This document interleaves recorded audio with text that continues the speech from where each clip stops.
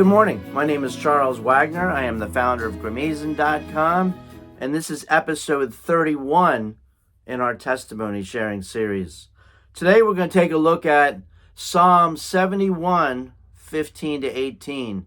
And what does this particular passage in the Bible have to say about testimony sharing?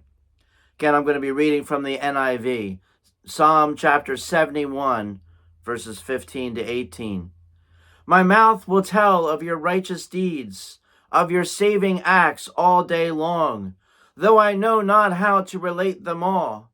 I will come and proclaim your mighty acts, sovereign Lord. I will proclaim your righteous deeds, yours alone. Since my youth, God, you have taught me, and to this day I declare your marvelous deeds. Even when I am old and gray, do not forsake me, my God, till I declare your power to the next generation, your mighty acts to all who are to come. This is a passage about sharing your story of what the Lord has done for you.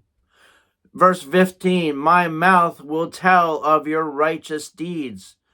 We are going to describe to others what we have seen in our life about God's goodness, about the righteous things, the just things that he's done in our life. We're going to talk about his saving acts all day long. How has he saved you? Not just from eternal damnation, but he's also saved you in the different experiences you've had in life, the different troubles and trials you've had in life. So the psalmist is here encouraging us to share with others about the good things that God has done to save us throughout our lives. The psalmist acknowledges that we can't possibly understand them all. We can't possibly log and track all the good things that God has done. For he writes, though I know not how to relate them all. We may not necessarily understand the meaning behind every single thing that God has done for us. But regardless, we are going to come and proclaim your mighty acts, sovereign Lord, your mighty acts, the amazing things that only God can do. We're going to share that with others. I will proclaim your righteous deeds, yours alone. I'm not going to credit the good things that have happened in my life to anything other than God and his almighty power and his goodness to me. Since my youth, God, you have taught me. Well, there we go. There's a big part of our testimony sharing. What are the lessons that God has taught us from our earliest days?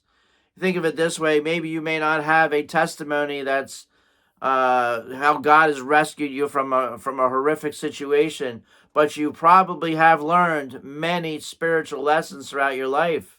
Share them with people. This is what the psalmist is encouraging you to do.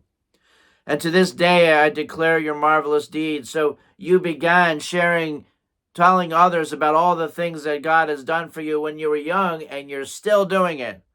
Because every single day, God does more and more things for you. So the idea of testimony sharing is not a one-time thing. Oh, I did that 20 years ago.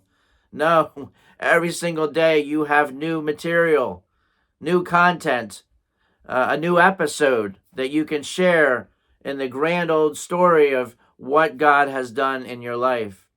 Even when I am old and gray, do not forsake me, God, my God, until I declare your power to the next generation, your mighty acts to all who are to come. So, who was our testimonies for? It's for the next generation.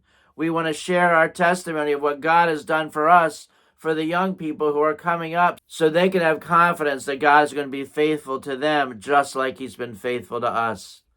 So Psalm 71, 15 to 18 is clearly a call for people to share the stories of what God has done in their lives. God bless.